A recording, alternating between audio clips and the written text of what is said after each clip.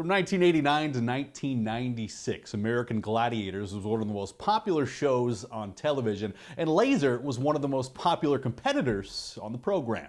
Ladies and gentlemen, from Gladiator Arena in Los Angeles, California, here are your American Gladiators. They couldn't come up with a name for me, and we were sitting in the producer's office, and I said, how about Laser? Because I was thinking laser beam, fast, quick, lightning quick, and they said, that's it, you're Laser. And that was it, yeah. There's nothing faster than a laser beam. Nothing. On back. But before Laser rose to nationwide fame, he was Jim Kalafat, one of the greatest football players in Montana's history, and his story starts at CMR, playing tailback and linebacker for the legendary Jack Johnson. I think everybody knows Jack, and Jack is an icon, and he is a hero of mine. I mean, just a wonderful human being, you know, and I owe much of my success not only on the field, but off the field as well, because that's the kind of man and coach he really is. Jimmy Kalafat, yeah, he's a great kid. He's one of my favorites, and just a great football player. Could run and strong and tough, smart, loved to play football, loved the game. Kalafat weighed multiple college offers, but ultimately chose Montana State. Quite a few scholarship offers outside of Montana, but I wanted to be a Montana boy, you know, and I had a recruiting trip to both U of M and MSU, and MSU won it over. You know, MSU at the time in the early 80s, I think was the school to go to play football. He spent 2 years as a running back, but eventually made the shift to linebacker where his true potential was unlocked. Kalafat would end up with several school records that still stand today. The top 4 marks for tackles in a single game, and the top 2 marks for tackles in a single season. I had 202 tackles my junior year, and I missed those 4 games my senior year, and I still ended up at 178 tackles. I never realized what kind of game I had until I watched that game film, which was, it still astonished me that I was like, wow, I made that type of tackle and that kind of move and got to the ball carrier. And Jim Kalafat was a guy that had a defensive mentality. You talk about a tough kid, and he was a smart kid too on defense. From my standpoint, I wouldn't want to be tackled by him, I know that. But yeah, he made a ton of tackles.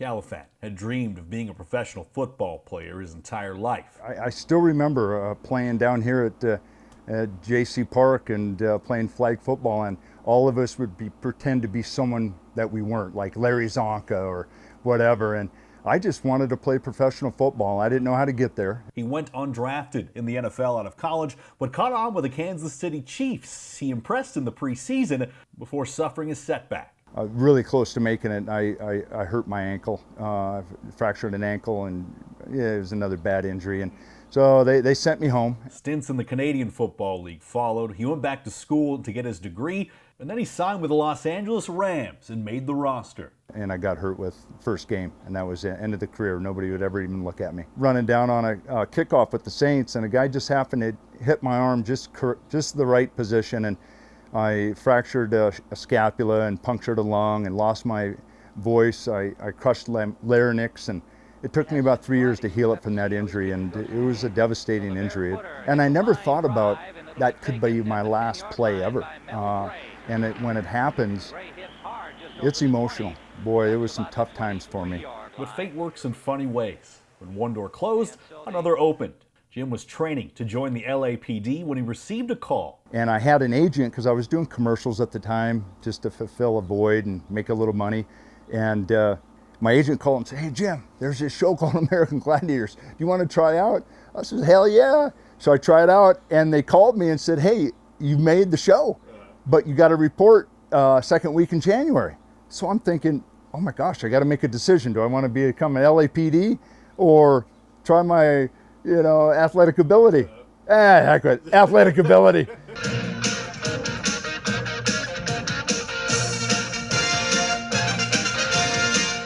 Working on Gladiators was a difficult transition at first for the Montana-raised kid. The first 2 to 3 years on that TV show, they wanted you to really become Hollywoodish and say stuff, and that's just not me. I'm a serious kind of guy when it comes to, and so that was the tough deal. And then a producer came in our 3rd season and said, just be who you want to be. If you're laser, be laser. Just say whatever you want on the camera. Don't be a show off. And wow. And it just, that became, I think, the signature year for us was that third season, and it just took off. And Laser quickly became a fan favorite. All the Gladiators, we were teammates, you know, even though we were competing with one another, because all of us wanted to be the best of the best at every one of those events. The joust, powerball, the wall, hang tough, and you know, I truly wanted to be the best athlete and the best gladiator and never get beat on any one of the events that we had.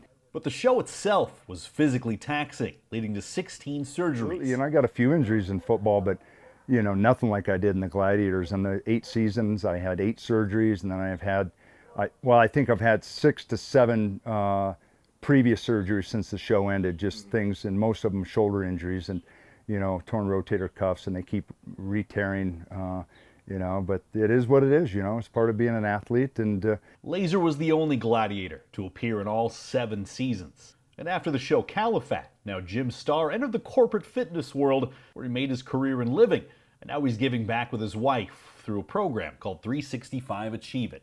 It's always been very difficult for me to be gracious and grateful for what I've accomplished. And so my wife has helped me with that. I'm still working on that today, is just appreciating what we have and trying to give back to others that need some help. And it feels good. Starr has been known by a lot of names and received a lot of titles, but his latest one might be the favorite, Grandpa Laser. Promoted to Grandpa. So yeah, my little boy, my grandson, he just turned 1. His name's Landon, and he's a chunk boy. He's got big old hands. And though Starr lives in California these days, he'll always consider Montana his home. My mom still lives here, my sister, my brother lives in Missoula, so it's really nice to come back, and I just love Montana. It's home.